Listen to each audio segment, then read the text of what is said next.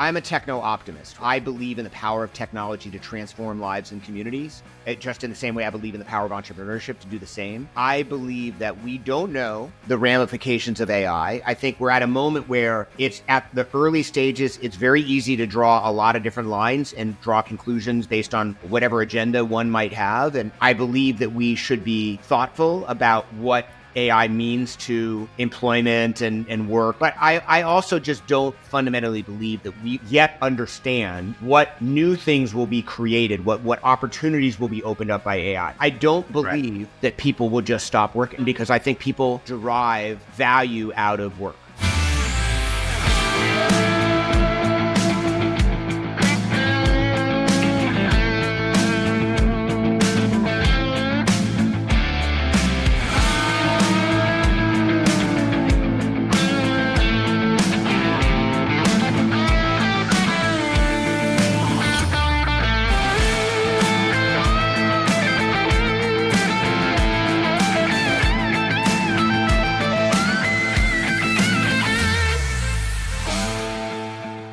Seth, welcome to Tech Scenes Unplugged. Jeff, it's great to be here. It's nice to see you. So actually, I should say welcome back. You were on the show years ago when I did it in person before COVID. I was going city to city doing it. And so welcome back. Well, there was some cycling involved. We drove up Flagstaff Mountain. We filmed in the car, and then we pulled over and found like a picnic table or something like that and filmed. It was a great time. Yep. Yeah, that was fun. That was a lot This format's a little more scalable. A little bit more scalable. I can do a lot more of these, a lot faster. But I do miss those. I still do a show in LA with people in LA or coming through LA in the car with GoPros, and kind of like what we had set up in your car. Yeah. I still do that, and that's a lot of fun. That's a fun show. Kind of like comedians in cars having coffee, but not funny at all. I doubt that's how I just want to make this one a little bit funny. I know it's a serious topic. We'll make it as lighthearted as we can. Well, let's start from the top. Let's talk about your new book, Capital Evolution. What sparked your thinking and wanting to write this book? Yeah, well, that's a great place to start. I will say it's a very timely book, right? And I will take a lot of credit for getting lucky, not being smart about it, but we started researching this idea of sort of what's the future of capitalism look like, right? We were looking all around us and we were watching companies kind of wade into social issues, and we were thinking about sort of shareholder capitalism and, whether that made sense, or stakeholder capitalism. The Business Roundtable had come out in 2019 with this idea that, there are other stakeholders in a business. That seemed like a pretty important moment. But it kind of got passed over because COVID, that was like the end of 2019, and then COVID hit, and, people were focused on, understandably, on other things. And my co-author, Elizabeth McBride, and I just started having conversations about, well, what do we think the future of capitalism actually looks like? And what's the right role for a company in terms of some of these like social issues? So we talked about it ourselves. We started interviewing some people, and we quickly came to realize that there's a real question right now about what capitalism should look like, or whether capitalism works at all, right? And here we are talking at the end of 2025. Obviously, New York has made a certain statement around that, but it's not just New York, right? I mean, there are people that are running on socialist platforms kind of all over the place, right? Including in Minneapolis, where we both have spent some time, but also in San Francisco and a number of other places. And, if you ask people under 40, the near majority, or maybe now majority, say that capitalism doesn't work and they want to try something else. That doesn't fit with my worldview. And so I wanted to explore that a little bit, but I wanted to be open to the idea that capitalism, as we've practiced it for the last 50 years, so neoliberal capitalism, call it the Washington Consensus, you could call it Friedman-style capitalism after Milton Friedman, but whatever you want to call it, that style capitalism has sort of worked in the aggregate. The U.S. has grown very quickly under that style of capitalism, certainly relative to most other countries, right? China started from a lower base, and it has a lot of people, so it's been growing also quite quickly. But it hasn't done a good job of actually creating a stable economy. And you see this, it really has hollowed out the middle class, right? I mean, middle class incomes have risen by like 12% total over that period of time. I think we've seen like markets don't always self-correct. Yeah. Deregulation hasn't always produced prosperity. I think there's organizations that seem more powerful than the government at times, right? Without a doubt, right? Yeah, and I think it doesn't feel like it's working.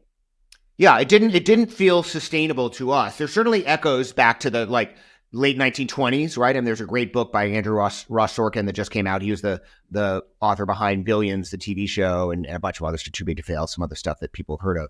And he just wrote a book, 1929, that kind of talks about that. But there's a lot of similarities there.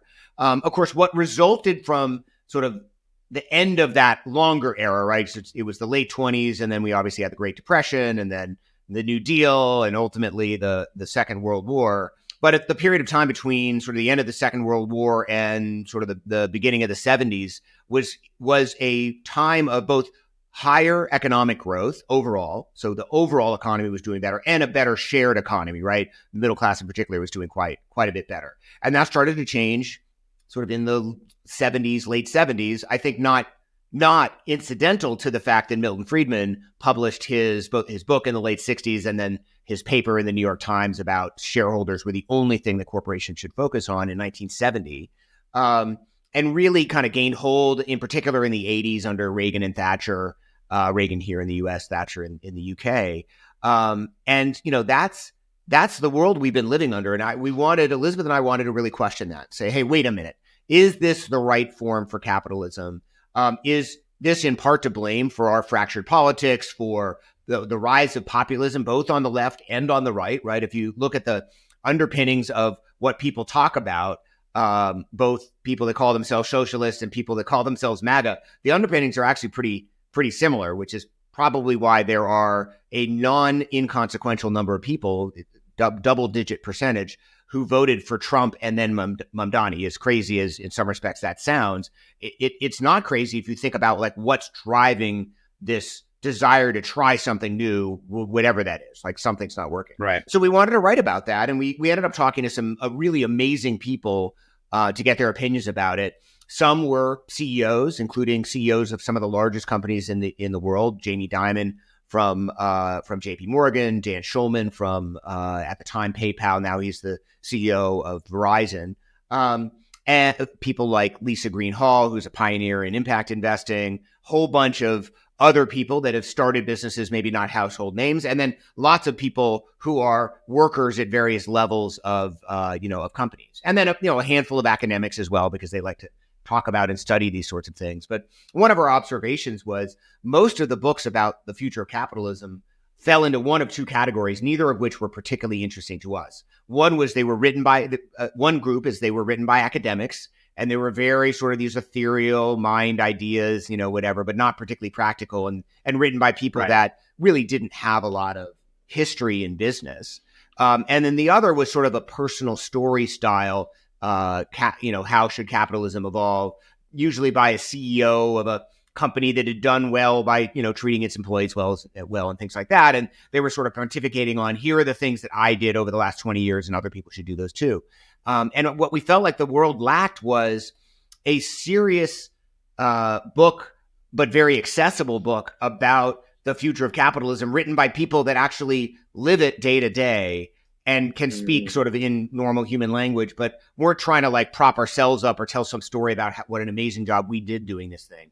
And it's not that either style of those books has some nuggets in them. It's just a lot to get through, and they weren't really designed for kind of a mainstream audience. And so we really felt like we wanted to do that. Again, the timing, we just lucked out on the timing, right? Like if you had said, when do you want to publish a book about the future of capitalism? Like right now feels like a good moment for that.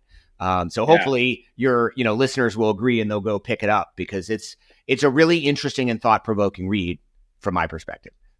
Now, you interviewed a lot of people. Was there a moment within the research or the interviews of these CEOs that maybe shifted or changed something fundamentally in what you're writing? Or yeah, I mean, there are a lot of things I went into, for a lot of ideas I went into this process with, that changed as I got further into it. And some of that, by the way, I really tried hard. It was hard to get actual people on the phone from like Hobby Lobby and Chick-fil-A And, some companies that I believe are values-driven organizations, although their value sets might be different than, let's say, a Patagonia, which is also a values-driven organization. Right. Yeah. But in substitute of that, I did a lot of reading from people with and listening and podcasts and things like that, from people that had very different views from at least the ones that I came in with.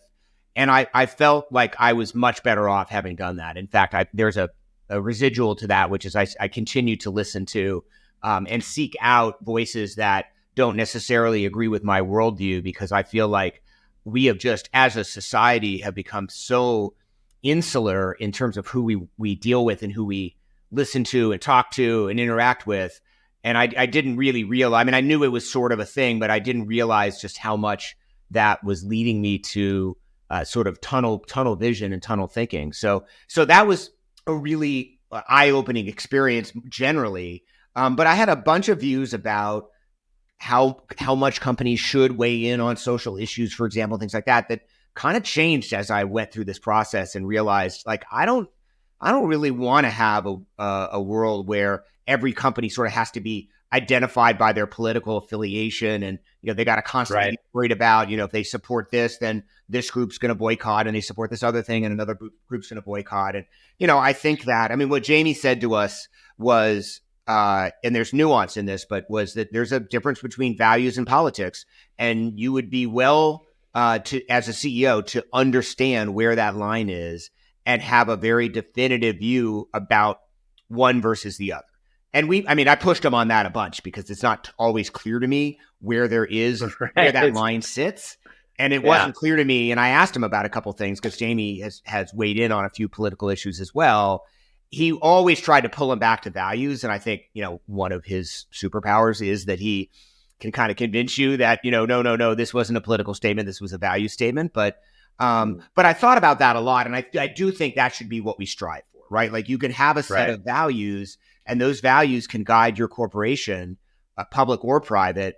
And they don't necessarily, in fact, shouldn't lead you to have to weigh in on, one particular political issue or not. As to, again, quote Jamie, described, not allowing yourself to be weaponized by one interest or another. Because, of course, if you're a well-known CEO, people want to use you for that all the time. Now, that doesn't mean you can't, like Dan Schulman did, stand up for things you believe in and, change pay structures as he did at PayPal, right?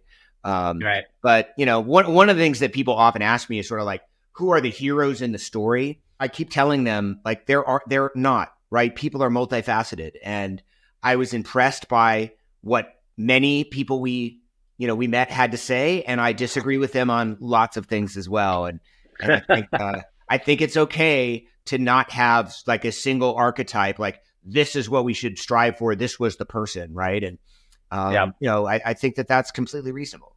A big theme in the book is rebuilding and empowering the middle class. What does that really look like? We describe the middle class in the book as a resource, much like the environment that we extract from. And that is how we've treated the middle class, right? We've gutted the manufacturing core of the United States, at least from a jobs perspective.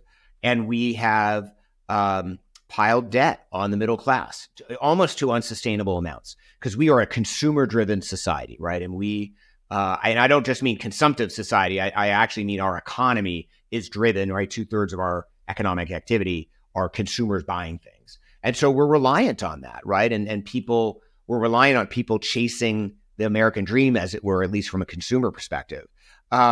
Unfortunately, we've not put in place really any structures to help the middle class gain a foothold. And we talk a lot in the book about dynamism. I'll give you a couple of quick stats, and then we can talk about what we actually, prescribe for the middle class in the book. But one of the things that I'm most worried about for the American economy is this lack of dynamism. And one way to measure that is sort of the opportunity that exists for people in the economy. And 50 years ago, 25% of the bottom 25% of the wealth scale, if you were born there, you had a 25% chance of dying in the top 25%. There was a lot of mobility, right? People were industrious. You could go off and, kind of make something of yourself. You can still do that, but it's much, much harder. So today, 5% of the people that are born in the bottom 25% of wealth will die in the top 25%, right? So it's been much harder to climb the corporate ladder. At the same time, because we treat labor as an input, right, a cost center under shareholder capitalism, right? You're trying to minimize that if you're trying to maximize at least current dollars to shareholders. And there's this idea of of short-term thinking that I think is a really pernicious aspect of shareholder capitalism, which, by the way, doesn't really work that well, right? Because if you look at the Fortune 500, the half-life of the Fortune 500 is like 20 years, right? So 250 companies are going to be gone in the next 20 years from that list. So they haven't maybe done such a great job of actually, building businesses that last. But, if you look at the kind of businesses that existed 50, 70 years ago, they were businesses that relied on labor for a significantly higher portion of sort of the inputs, if you will, or the cost of sales. And so the percentage, if you track, and there's a chart in the book that does this, but if you track the percentage of revenue that went to employee or that goes to employees, it's gone way down, right? So labor gets a much smaller share of the pie. And the companies today, think of all the most valuable companies today, right? They're mostly tech companies, NVIDIA, Alphabet, Meta, et cetera. A significantly higher percentage of revenue goes to shareholders. Great. I mean, that's great, right? Like, we want efficient companies. I'm certainly not arguing that, Meta should go hire a bunch of employees it doesn't need, but we should recognize that it used to be that you would participate as a person who was a worker in the company's success through your labor. And that no longer is the case. And so a lot of what we argue for in the book, we argue for this concept called dynamic capitalism, which I'm sure we'll get into. But one of the main underpinnings of dynamic capitalism is sharing more ownership, creating an ownership economy, because I want to argue for creating more capitalists, right? Like I feel like we sometimes talk almost too much about how's the pie split up, and is this fair, and is that fair, and who's going to pay this, and who's going to pay that. I'm not blowing those off as important conversations. They are important. But I would like to spend more time talking about how do we make a bigger pie, right? And I think that ultimately that's part of the solution here or much of the solution here is creating more prosperity. And one of the ways that we have to do that is by creating more of an ownership economy. We take it a little bit for granted in sort of tech entrepreneurship because we are, we so commonly give out equity to all employees and share that across the board. That's not actually very common outside of the tech industry. And one of the things we tell the story of Pete Stavros, who's a managing director at KKR, runs their North American manufacturing investment business. And he's been experimenting with some employee ownership models really successfully. It turns out, companies are just more successful when they have some alignment with the people that are actually doing the work. And Pete comes about it very naturally because his parents were, both hourly workers. So he thinks about it. I can definitely relate to that. So the vast majority of the companies I've helped over the years are venture-backed technology companies. As these have scaled and sold, and I, kind of went up market in size of the companies that I help. And I sit as an advisor to a board of an ESOP, and I have a few ESOP companies that I'm helping with coaching and using Peak within. And I started realizing how similar the culture is in those companies and how empowered they actually feel that they have this ownership. Yeah. And I really think that's a really empowering element of team dynamics that I'm always seeking, is that we're all in this together. And I think you find a lot more unity in growth companies because of that equity. And then seeing it in some ESOP companies that I'm working with too, it's just like that really helps bind the people together. And there's 5 like core behaviors I always talk about that's in peak teams. One of them is symbiosis, and that's really like striving to work together. And the last one, I'm not going to give them all 5 right now, but the last one's empowerment. And then they really tie well together. Yeah. They really tie really well together. Like when you have a team that's seeking and trying to work better together, and having that intention, and the underpinning of that is knowing together we're actually helping everyone. Yeah. I think that's a real powerful thing. And it has to be more than, I think it's great. And it's awesome, Jeff, that you've seen that in your own work, because it really is true, and it has to be more than lip service, right? It has to be meaningful. And I think one of the things I really appreciated about learning about what KKR has been doing, at least in this one group, although it's now spreading because it's been so successful, is that you can create like life transforming wealth for employees and also do well for your shareholders, right? KKR, Barbarians at the Gate was literally written about KKR and their RJ Nabisco thing, right? So this is a highly capitalist firm, and yet they have found that and so they want to make profits, right? You can actually own some of KKR. It's a public company. And so they're measured on a daily basis in the public markets by how well are they returning profits, and what's their future profit potential. And so they're doing this not for altruistic reasons. They're doing it because it actually makes business sense. Now, the best things also are scalable and make business sense, right? Like I think part of the challenge to sort of how we've thought about however you want to call it, but impact or whatever, is that it's sort of been this thing over off the side.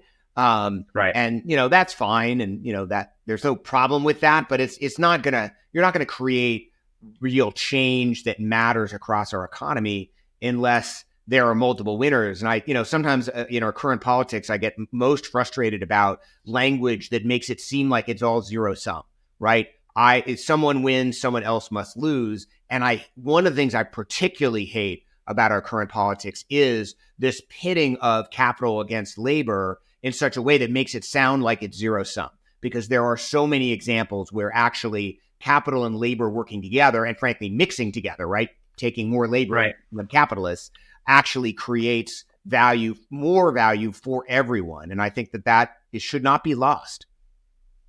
I kind of want to go back to the comment that you made about how less of that capital is going back to the employees.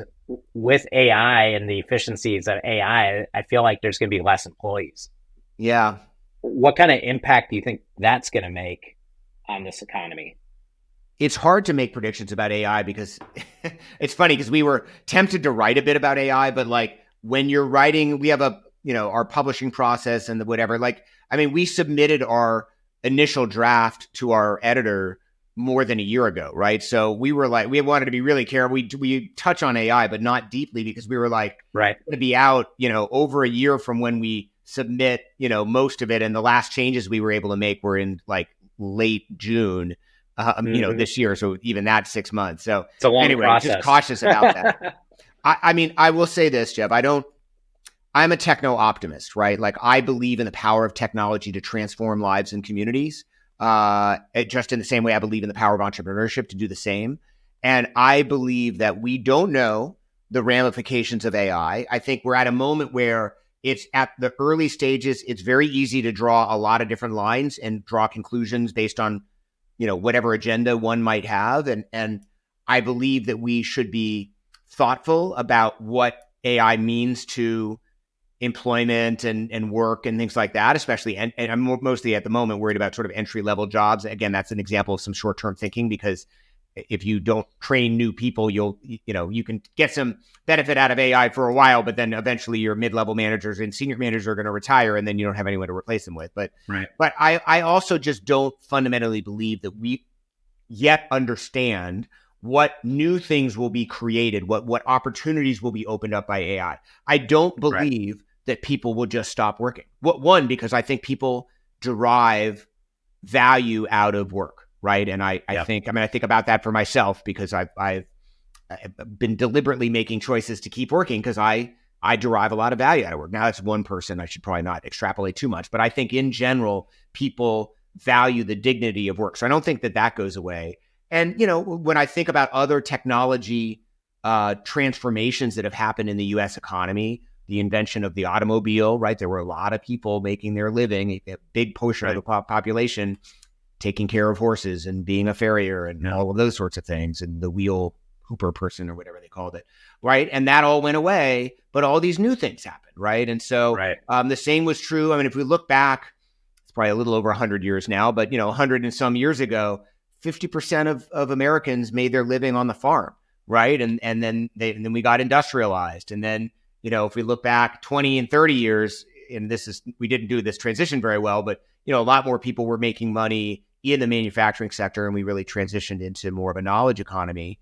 We can learn from that because we didn't pull enough people along.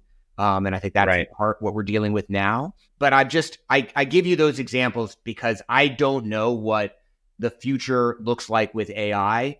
I believe it's going to be transformational and incredibly powerful. I'm excited about it in my own life and my own work, but I also am not ready to say, hey, we're going to need 30% less employment, because I think we're going to find other things for people to do. And by the way, given our debt and deficit situation, little boost in productivity wouldn't be a bad thing, right? I mean, we're either going to, we're either going to default, which I don't think so, or we're going to boost our productivity and sort of grow our way out of it, or we're going to inflate our way out of it. And the inflation our way out of it is a terrible idea, right? It's going to be painful and especially painful to the people that have already experienced pain. If you're an asset owner, you're probably going to be fine because you can invest in things that grow, with or higher than inflation. But if you're a wage earner, inflation can be incredibly, incredibly difficult. And so, I think that AI maybe has some potential, not maybe, absolutely has some potential to bend the curve on that in a way that I think will be very positive for the U.S. economy as a whole and for workers, assuming we are thoughtful about how we think about the ramifications of some of the job displacement.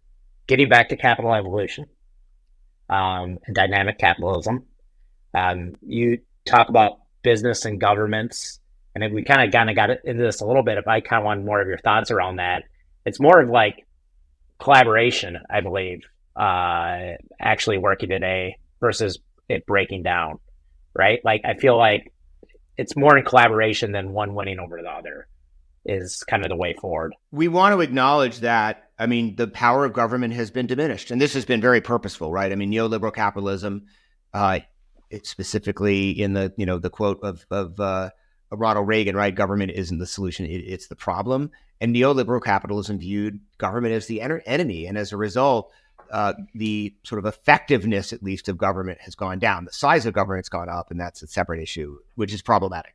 But with government sort of in retreat in terms of its real effect, we really talk about this sort of balance of government and private sector. There's an entire chapter where we say government is not the solution, or not the problem, but it's not the solution either. And I think, right, depending on where you are in the political aisle, you're apt to either say government should have no role and we should get away, get rid of every regulation, or government should do everything and whatever, open grocery stores and stuff like that, as Mamdani said.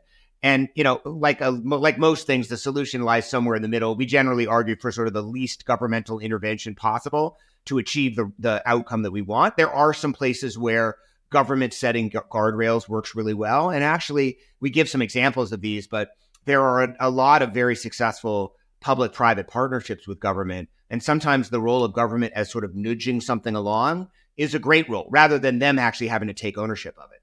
But, look, you and I we're talking over Riverside, right? We live in the internet, and the internet was created by the government, right? So, it's not like everything the government's ever done is terrible. And the government clearly has a role to play in deep tech here. I live in Colorado. We do a lot in quantum here. That's not all supported by the government, but the government was a very helpful supporter and funder of quantum research. And that's critically important, right? Quantum and energy are probably the two areas that I would point to as, and AI, the three areas, I guess, that are most important for us to get right if we're going to win the 21st century, in the same way that we won the 20th century.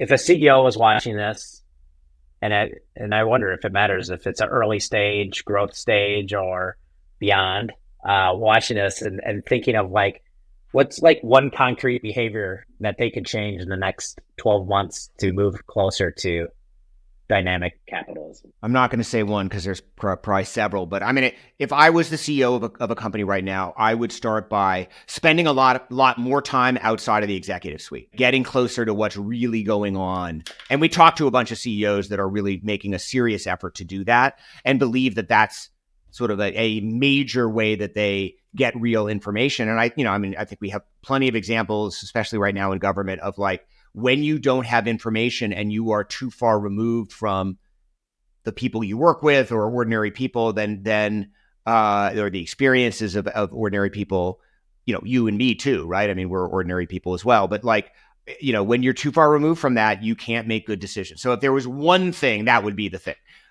But I also, we talk about, we've already touched on employee ownership. I would have a very robust employee ownership plan. I would be very thoughtful about what my values are as a company and how we instantiate those. But I'd also stay away from being overtly political and making political statements, regardless of what I personally sort of feel about it. I think I'll be interested to see what Dan does at Verizon. Verizon's a very big company. I know he's going to probably have to lay some people off, but I also believe it's a very sort of servant leader and a sort of forward-looking manager. I know that from the time I've spent with him and the work that he did at PayPal. And I'll be really interested to see how that kind of rolls out across Verizon is an example of a company, and there are many, many, many companies like this that have very different types of workers, right? They have people that, are driving trucks and going up on poles, and they have executives in, the corporate offices. And so, I think that it's a mistake when you are in those roles to just spend time on the 30th floor of such and such tower, right? And not have the same experiences as sort of what other people are doing.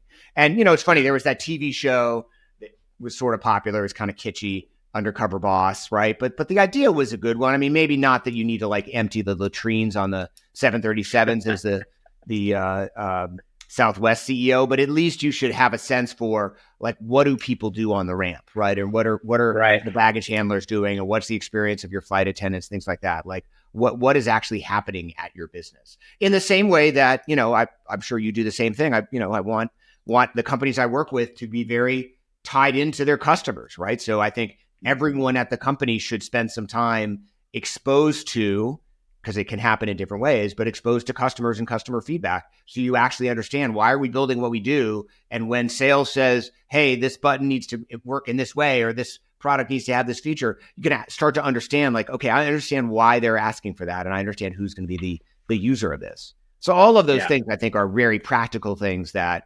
CEOs of any kind of business should be doing. When I wrote Peak Teams, it's quite a process. I think the hardest part of writing a book was the structure for me. Yeah. I think, how long did it take you to write it? How long were you writing? Well, it's hard to answer that question, because I feel like it took me 30 years to write it in one way. Because I could sit down and I could have given you the map of what's the cadence, what are the tools to create the most performing behaviors of all high performing teams in the context of high growth companies. Like I could just wrote all sorts of different types of documentation around that, but to put it in a format that actually made sense, using an analogy, using multiple client examples, explaining the tools in the right order and the cadence in the right order.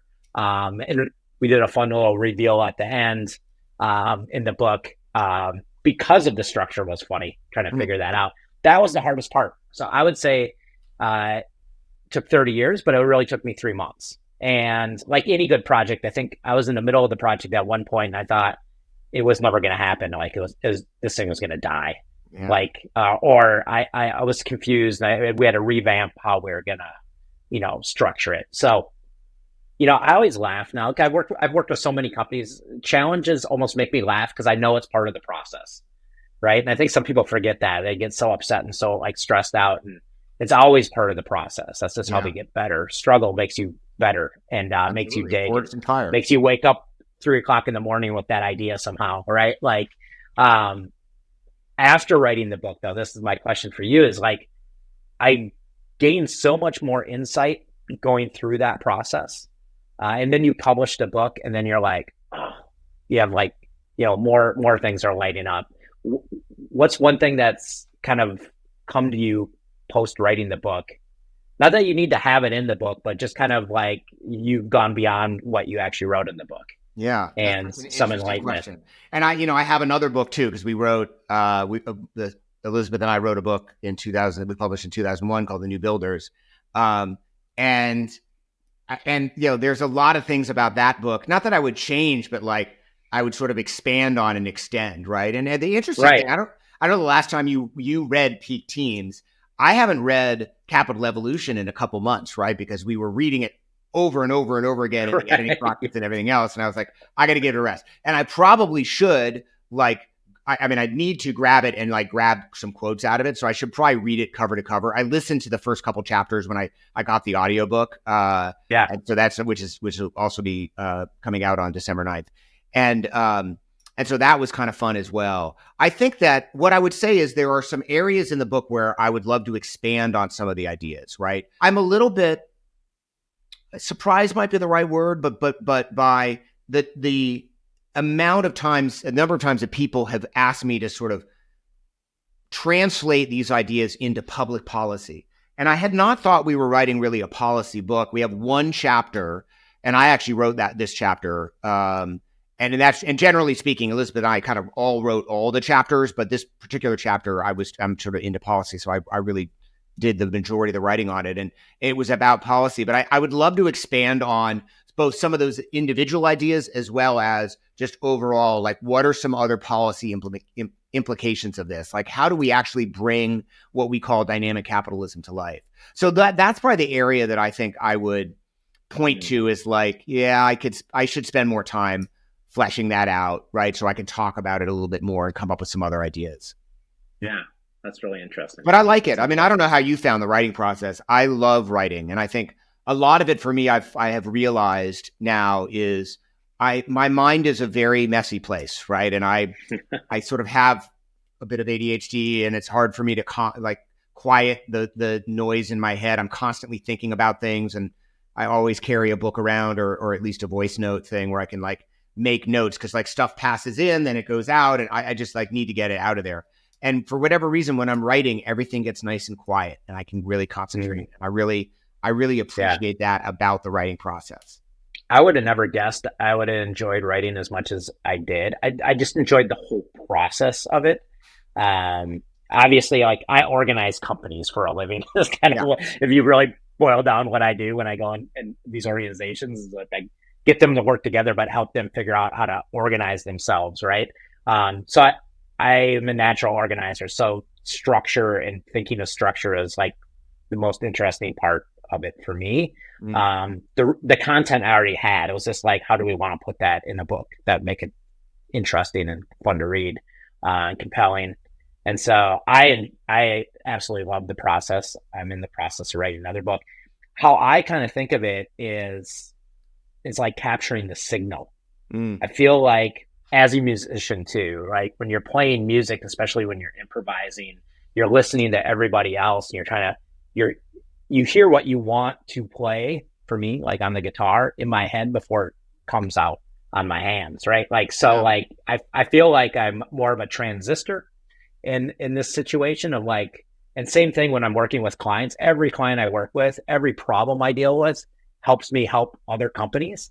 And so it's like, I feel like more of a transistor, like I'm collecting that information, and then I'm able to use it, right? And so it's like capturing the signals, like how I think about it. And so anytime I'm obsessed with certain tools teams are using, and how to use those tools the right way at the right stages, how much process they need, how, trying to dial that in at the right level, because all teams need process, but don't want to be over processed early or under processed later.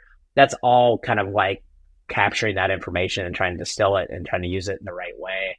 Yeah. It's so funny. Like I even think, and I ask this question a lot with founders, is like, why do you do what you do? Like every CEO, founder I always ask them, like, why are you doing this? Like everybody I work with is doing something that's never been done. And they're so compelled to do it. Like, and they can't explain why. And I think it's a true Those are the best founders, right? And we call it Foundry. We call it product obsessed, right? I mean, like you want to be almost like you're righting a wrong, right? Like it is like, I was put on earth to do this thing. I can't explain why I feel so passionately about it, but this is the thing I want to do. I think it's a true calling, right? It's a calling. And I think the books are the same way. I think like, I feel like I was called to write that book, and I kind of laugh about it sometimes, like, oh, this is what this life has provided me, is like, this is what you're going to do. Because I feel like it wasn't a decision. Even when I started Collective Genius, I look back and I've started a few companies, every time it just was not logical on paper. Yeah. With my life, having another baby, building a house, trying to sell a house, like, you're like, and you're starting this company, like, doesn't make sense, but it's like a calling. And I think books are that same way. What was that like and I know we've talked about this a long time ago, but just to bring it back on, like, what was that like when you decided to do Foundry? Yeah. So, I mean, Foundry was, I mean, it was a calling in the sort of the same sense, right? I mean, the history of this, of the founding of Foundry is kind of interesting, actually. I mean, I worked, all of the founders at Foundry worked for what had been SoftBank Venture Capital, and it was renamed Mobius Venture Capital. And in 2005, Mobius went to go raise another fund. I worked for Brad Feld here in Colorado. And and he was my boss. And I had been there. I joined in 2001, September 7th, 2001. Hard day to start. 4 days later, we couldn't travel, and it was a different thing. But I knew I was getting into, sort of workout mode anyway. And I'd been promoted to this like super junior partner thing, but I was like not a part of the fundraising process, whatever. And so I actually sat down with Brad one day and I was like, hey, I'm not quitting today, but I'm not going to stay for the next Mobius fund. It just doesn't make any sense for me. I like my job, but I'm too junior. We, same kind of stuff you just talked about. My wife and I had kids at that point. When in 2001, when I started, I wasn't married. I hadn't even met my wife at that point. Fast forward to 2005, and we were married. We had a kid, and I was like, Brad, I just can't do this. And he said, actually, I don't think we're going to be able to raise this fund. Would you like to maybe do? But I've been thinking about doing a fund on my own. I would love to do it with you. And I was like, it was like yes, that's exactly what I want to be doing. That's 100% what I want. And so we talked with our other partners now, Ryan and Jason. They ended up moving out in 2006, and we sort of like defined this thing. And at the time, there were not emerging managers, weren't a lot of them, at least in the venture world, right? I mean, there was Square, and Josh had started first round, but no, they hadn't done any of the deals to put on the map. Like, people didn't really believe in this segment.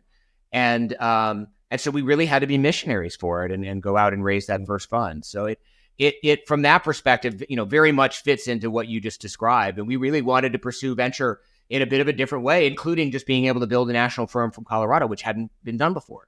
And so that was really what drove the four of us to start Foundry, to build it in the way that we did. And, frankly, to work our tails off. And especially those first years, I mean, gosh, I went that first 3 years, I was in New York at least 12 times a year, right? Because it was people weren't, there wasn't a big venture market there. And I thought, well, if I'm a new partner, that's where I can go and do deals. And I ended up in some ad tech stuff that did really well. So it was like kind of a natural spot for me. But boy, being in Colorado with, at that point, two really young kids. I mean, you can ask my wife about how hard this was on, especially on her and the family, going to New York every 3 to 4 weeks. And by the way, I was going other places as well, right? So I was traveling, right? And it was just like going after it, right? And sometimes you just have to get into that mode and go do it. I love those days, but I wouldn't go back to them. Now I'm 50 years old now, so it would be harder. But right. But I did there was something about the pursuit of something you were so passionate about that I absolutely loved and still love, right? I mean, I still have a great passion for my job. The world of Zoom and things like that makes, some of the logistics a little bit easier, right? So right. I often talk about capital efficiency, and I kind of view it in a different lens, I think, than some people. But if you think from people, VC firms raise capital, then they look and they create a thesis and they have different ideas about where they want to invest that capital. And they invest that capital in the organizations. But I see the CEO almost in that same mindset, or should be in that same mindset as an investor, because when you look at your organization, and it doesn't matter if it's from, and I work with companies from idea to exit, right? Oftentimes over 25 employees to about 250. But in that range, their job is to really think about where they want to invest, right? They have this capital. It's limited capital. It is on a timeline, right? And so I always think about it as you have resources, which is capital, and you have energy. And then now you need to distribute that over a timeline, and you have to do it in the right areas. And I think trying to get teams to think about what's most important right now with a vision for the future. We have a mission. We have maybe a 3-year vision. We have a 1-year plan. I'll be back to 90 days where we need to focus our energy, but it's all about capital efficiency. Yeah. From the top of that funnel with LPs, and as it comes through and where we put that. And I think it matters so much to the world where we focus our time and energy. And it Absolutely. has a I mean, lasting I effect. usually describe time in the same category of as capital, right? Like you have a very limited, like time is a scarce and limited resource, and depending on your capitalization, it may be more or less scarce than actual capital. And sometimes there's Right. a trade-off, right? You can buy time by, spending some money, either by speeding something up or by, finding someone to do something that you were otherwise spending time on. And I think about this a lot in my own life as well. Like, where do I choose to invest my time? Yep. Which in many ways for me has become more valuable than the capital side. I encourage my CEOs to think a lot about that, right? Like, how do you, we often say the limit of scale for a business is the pace of scale of the CEO, right? And so really being thoughtful about how do you as a CEO scale yourself? And a lot of how you scale yourself is, where do you spend your time? So absolutely, Jeff, I think that's a really astute way of thinking about it. And then time in the way that you described it is sort of equally scarce in that kind of framework. So I like that a lot. I kind of think of it as a timeline. I mean, because you can buy time or whatever, but you're buying time with your resources and your energy and your team's energy. I think a lot of people forget about that. Teams have a limited energy. And so we can push really hard, we're draining energy, or we can push really hard, we're draining resources, right? Like, and at some point, if the team isn't healthy, if the team isn't aligned, you have to be aligned before you can focus. Like, I think that's where things start to fall apart. And it doesn't matter at what stage you're at. It's just different zeros is how I like to look at it. Yeah, I think that's right. And you have limited ability to just sprint, right? And so I think that, good leaders understand sort of how to drive a certain cadence of their team, where sometimes, everyone needs to kind of like, put their heads down. And I'm sure you do this in your life, and I certainly do it in mine, right? I mean, there are times when I have a bunch of stuff that needs to get done. And I know how long, and these days I've been doing my job long enough. I know how long it's going to take me. And there are times when I just need to say, hey, I need this block of time this evening, this weekend, whatever it is, to work. And there are other times where I feel burned out and I say to my partners, hey, I'm going to take Friday off. I need to spend some time doing something else. So I really appreciate that. My wife's a small business owner. She develops real estate in our hometown in Longmont. She's really transformed our downtown. And on top of that, she owns the bookstore in town. She opened the bookstore in one of the spaces that she had redone. And so, I'm watching and sort of the partner to someone who is, kind of working. I mean, if you own a small business, especially something like a bookstore, her bookstore is open 7 days a week, right? And so and she's got employees and there's a manager, but like, it's still pretty early days. It opened like 7 months ago. She's spending a huge amount of time on that. And we really then, because of that, have to be deliberate about like where and how are we spending our time together and planning things that are like, okay, when is she going to, be available or not? It's probably a bad way of saying, when does she need to be at the shop and, when can she not be? So, I see it also from the entrepreneur's perspective, because through the lens of her entrepreneurship as well. Yeah.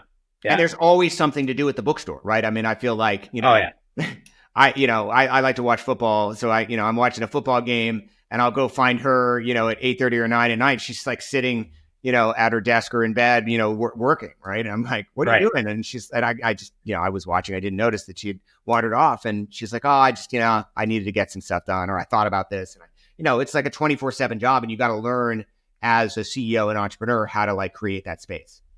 Yeah. Well, I think it's really important for entrepreneurs, anybody, to remember that everybody needs breaks. And I see this a lot, and especially with the teams I'm working with now. I mean, I've been doing this a very long time, but I will tell you the urgency of CEOs is increasing faster and faster, like feeling like they have to go faster. AI is really compounding this. I can look back into the 90s when we had pressure and we, only had so much runway and, those companies. But I think CEOs feel more and more pressure with the speed in which technology has increased the speed in which business is moving. Mm-hmm. And they want to go faster and faster. And I think one thing that is true that has not changed, the only way to go faster is to stop and pause. Yeah, sometimes you need to slow down to speed up. It's funny because, my partner, Brad Bradfeld wrote a book with David Cohen years and years ago called Do More Faster. And I sometimes say to people, hey, I mean, there are a lot of nuggets in there. I wrote one of the chapters myself, but sometimes what you need to do is actually do less slower. Yeah. And like 100%. take a pause to speed up, right? It's like whatever. It's like being in a race where you're, maybe you need to just kind of coast for a minute, or I'm a cyclist, so maybe you go draft off of someone for a bit, and then you can make your big push, right?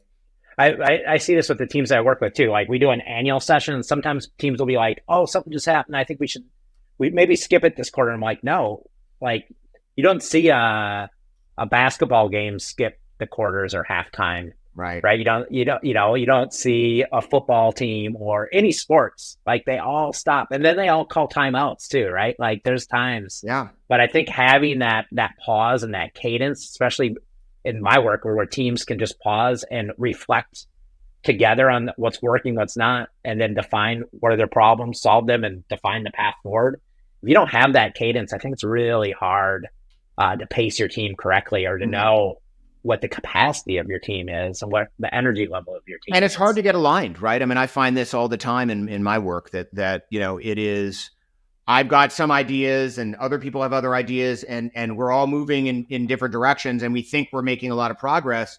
But if we're not aligned, we're kind of working a little bit against each other. And sometimes we need to stop and say, wait a minute, what are we trying to do here? And therefore, who's going to do what? I have two last questions for you. Yeah. One's relating to that. For Foundry, as you guys evolved, and your systems and how you did things evolved, like they hardened. Of course. Was there ever a way that you did strategy for the firm, or defined strategy? Yeah. So we were very deliberate about strategy at Foundry from even before we started the firm. And it had a couple of components. The most important of which is we had a coach. So we hired Nancy Ralston. She's been with us for, nearly 20 years now, because she started before we even started the firm. And she worked with us on each of our personalities. We did disc tests. We've now since done Enneagrams, like just to sort of understand each of our thinking processes, how that related to our strengths and weaknesses, how we would make up for that in each other, how we would work together, how we would settle disagreements and things like that. And then the instantiation of that was for years and years and years, we would have quarterly offsites at Foundry, especially in the early days, often with Nancy, not every single one, where we would go away for 2 days. I mean, in the early days when it was just the four of us, we would go away for 2 days. And by the way, I mean, it could just be at like Jason's house or something like that. We didn't have kids, and he had a big room. We could play like Rock Band back in the day, and till 2 a.m. But we did a lot of serious work at those offsites, but we always had this sort of regular cadence to really check in. And quarterly was a huge time commitment, right? Because as I already explained, I was traveling a lot. I was running around a lot, young family, and sort of being like, hey, I'm going to be in Boulder for 2 days, and a night, because we got to work on our firm. But we really needed to do that and to spend that time. So, as Foundry got a bit more mature, we found like we had a little less of that to do. Now we're kind of, in the post-Foundry stage where we're not going to raise any more funds. So it's a little less critical that we do firm planning in terms of the forward stuff, although we still have operations, we still meet regularly. Those are the two things that we did that were the most important. We hired someone to help us work through this. She helped us build a framework for discussion. And then we had very regular times to check in with each other. And by the way, I mean, we would check in, of course, beyond that, because we were all friends. Right. We often vacationed together. And, there's a lot of stuff that was kind of interconnected at Foundry for a long time. And, that was a beautiful way to build the firm. And frankly, it's a lot of why we decided not to keep Foundry going, because, that was a moment in time when, Brad, Ryan, Jason, and I were at the right age and the right point in our career, and, everything to kind of do that work together. And it was just really hard to bring new people into that and have that same level of intimacy, and ultimately realized we shouldn't try to replicate that. That was the thing that we could do that worked for us. So some version of that might work for people listening to this, but I also recognize that, that was very specific to Foundry. If you could share and advocate why teams should do offsites, knowing the fact that that's what I do and I have a methodology for it. And, it's a cadence that goes beyond the offsites. Well, I thought you would like my answer, because that's a lot of it, right? Absolutely. But I think offsites are so important, that just to pause and reflect and get alignment on, I like to really reverse engineer it. I think it's the best way, because I think most conversations most arguments are not that people don't want to do what the people are talking about, but they're talking about two different timelines. One's talking like, let's do that in 2 years. And the other one's thinking they're talking about doing it right now. So they have the argument, right? But like, if you could tell me, like, why should teams do offsites? Like, I'd love to hear that from you. And I mean, you worked with tons of companies. Yeah. It's for the exact reason that you and I just described. You have to hit pause from time to time to check in and move faster. And I think what people often feel like is, I'm so busy, I don't have time to take an entire day and not do my work.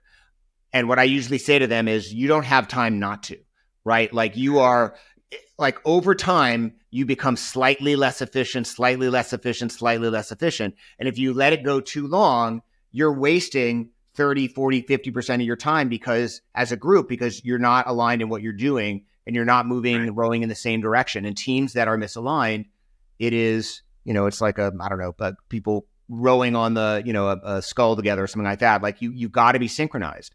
And that's how you go fastest. And so, I guess in that analogy, you're the coxswain and people need to just like pause and have a game plan, right? You wouldn't go into a race without that kind of game plan.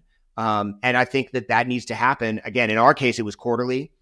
Probably twice a year is okay, but like, it needs to happen on a regular basis. And I always say to people, my best CEOs have coaches, not my CEOs that need the most work. My best CEOs have coaches. Right. And I learned this in part from Jeremy Bloom, who was a CEO in our portfolio, had a very successful exit. He now is the CEO of the X Games, which is a pretty cool role for him. He was a two-time Olympic skier, played in the NFL, like really accomplished guy. Always had a coach. He was the best mogul skier in the world for however many years, and he had a coach, right? And he talks about the value of coaching and why that was so important to him. And he was, more than any other CEO I've ever worked with, he's always seeking out advice and mentorship. He's got a great network, so it's Sergey Brin and people that are really interesting to get advice and get some networking from. But I use that as an example because the best people have coaches, right? The best teams have offsites, and the best teams are deliberate about how they work together. And I think that's ubiquitous. That's not like, hey, I've worked with a few good teams that never paused and, had an offsite and figured out what they were doing. Like, I have never worked with a great team that didn't step back from time to time and say, okay, what are we doing? Yeah, that's beautiful. Thank you. Preferably with you as their coach. All right. So the last question, most important question you've ever been asked, and I didn't ask you last time this question. I ask this question all the time. I'm glad. Well, actually, you're standing. You're not even sitting down. But so this is the question. It's more of a scenario. You're trapped on a desert island the rest of your life. You have everything that you need. You have food, water, healthcare, everything you need. But the one thing you don't have, there's one thing you don't have, and that there's no entertainment on this island at all. But luckily for you, an old 80s boombox drifts ashore with unlimited batteries, but you can only bring one album to listen to the rest of your life. What are you going to bring? I think what you're sort of saying is, what's your favorite album? And I'm trying to answer more of that, although, I've got to listen to it like on repeat. But I would say Appetite for Destruction which is Guns N' Roses, is I think the most complete, amazing album that's ever been produced. And I say that as a fan of Zeppelin 4, as a fan of Rumors, as a fan of, I would go The Wall over Dark Side, but both are great. Like, I'm aware of the other choices that people of my age and gender might make, but for me, it would be Appetite. Top to bottom, best album ever made. What would yours be? I change it all the time. Every time I do this, because it's the same rationale. You're like on repeat, or is it just my favorite album? Yeah. Because I was thinking, like, Rumors is a pretty upbeat album. Like, that might be one, and I really like it. Like, that might be a fun one just to sort of have in the background on my, depends on how big the island is and stuff like that. But I think you're asking for my favorite album of all time, and I think I've got to say Appetite. I think that's a really good answer. And nobody's said that to me before, and I've asked this a lot. I go with Bob Marley a lot, but I think it's just because I'm thinking of like a island. Yeah, right. You got the palm trees, and that would seem appropriate. Yeah. Right. But I love music, so I asked the question because probably to me it's one of the hardest questions ever Yeah. answer. It's really hard to answer. I mean, but what'll I be love that. interesting is when you ask someone 30 years from now what that would be, because my sense is, and you get a little bit of this from Taylor Swift, and there's a few people putting out things that feel like full albums, right? Beyonce and some others, but I feel like more and more now people put out singles, right? And they string them together on an album, but they're not constructed in the same way that like an album used to be constructed, right? So some of the younger CEOs that I've had on the show, I have a hard time answering that because they don't listen to albums. Right. So I'm already seeing that. Thanks so much for being on the show. When does the book come out? And obviously they're going to be able to find it anywhere they look, I'm sure. Yeah, exactly. So first of all, thanks for having me. It was super fun. If listeners, if this piqued your interest, you can find the book on Amazon or go to thecapitalevolution.com. There's a list of a bunch of places to get it from, including my wife's bookstore, actually. And the book's being released on December 9th. So please go check it out. If you like it or don't like it, send me a note. If you like it, leave a review. But I would love the feedback. I mean, in part of the reason you put ideas out is because you want to get feedback on them, right? And I'm not right about every idea in that book, and I'll probably disagree with myself in 5 or 10 years. So I'd love to hear what resonates with people, and which pieces of it people feel like we got a little bit off. My email's all over the internet. If you Google Seth Foundry, you'll find me. Awesome. Cool. Well, thanks a lot, and go check out the book. Thanks, Jeff. Appreciate you. Question you've ever been asked, and I didn't ask you last time this question. I ask this question all the time. I'm glad. Well, actually, you're standing. You're not even sitting down. But so this is the question. It's more of a scenario. You're trapped on a desert island the rest of your life. You have everything that you need. You have food, water, healthcare, everything you need. But the one thing you don't have, there's one thing you don't have, and that there's no entertainment on this island at all. But luckily for you, an old 80s boombox drifts ashore with unlimited batteries, but you can only bring one album to listen to the rest of your life. What are you going to bring? I think what you're sort of saying is what's your favorite album, and I'm trying to answer more of that. Although I've got to listen to it like on repeat. But I would say Appetite for Destruction which is Guns N' Roses, is I think the most complete, amazing album that's ever been produced. And I say that as a fan of Zeppelin 4, as a fan of Rumors, as a fan of, I would go The Wall over Dark Side, but both are great. Like I'm aware of the other choices that people of my age and gender might make, but for me, it would be Appetite. Top to bottom, best album ever made. What would yours be? I change it all the time. Every time I do this, because it's the same rationale. You're like on repeat, or is it just my favorite album? Yeah, because I was thinking like Rumors is a pretty upbeat album. Like that might be one, and I really like it. Like that might be a fun one just to sort of have in the background on my, depends on how big the island is and stuff like that. But I think you're asking for my favorite album of all time, and I think I've got to say Appetite. I think that's a really good answer, and nobody's said that to me before, and I've asked this a lot. I go with Bob Marley a lot, but I think it's just because I'm thinking of like a island. Right. You got the palm trees, and that would seem appropriate. Yeah. Right. But I love music, so I asked the question because probably to me it's one of the hardest questions ever to answer. It's really hard to answer. I mean, what'll be interesting is when you ask someone 30 years from now what that would be, because my sense is, and you get a little bit of this from Taylor Swift, and there's a few people putting out things that feel like full albums, right? Beyonce and some others, but I feel like more and more now people put out singles, right? And they string them together on an album, but they're not constructed in the same way that like an album used to be constructed, right? So some of the younger CEOs that I've had on the show, I have a hard time answering that because they don't listen to albums. Right. So I'm already seeing that. Thanks so much for being on the show. When does the book come out? And obviously they're going to be able to find it anywhere they look, I'm sure. Yeah, exactly. So first of all, thanks for having me. It was super fun. If listeners, if this piqued your interest, you can find the book on Amazon or go to thecapitalevolution.com. There's a list of a bunch of places to get it from, including my wife's bookstore, actually. And the book's being released on December 9th. So please go check it out. If you like it or don't like it, send me a note. If you like it, leave a review. But I would love the feedback. I mean, in part of the reason you put ideas out is because you want to get feedback on them, right? And I'm not right about every idea in that book, and I'll probably disagree with myself in 5 or 10 years. So I'd love to hear what resonates with people and which pieces of it people feel like we got a little bit off. My email's all over the internet. If you Google Seth Foundry, you'll find me. Awesome. Cool. Well, thanks a lot, and go check out the book. Thanks, Jeff. Appreciate you.